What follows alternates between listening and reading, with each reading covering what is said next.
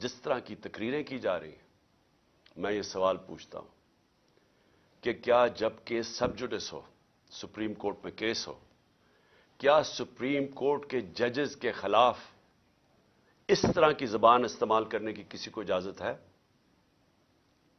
क्या आपका, क्योंकि सिर्फ आप इलेक्शन से भाग रहे हैं, आपको पता कि अवाम आपके साथ नहीं है, सिर्फ उससे बचने के लिए पूरा प्रेशर डाला हुआ है इन्होंने पाकिस्तान की अदलिया पे, और सिर्फ एक मकसद है इनका कि 90 दिन में इलेक्शन ना हो।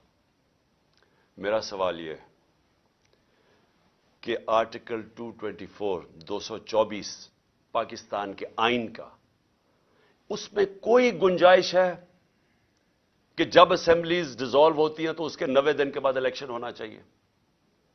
कोई इसको चेंज कर सकता है?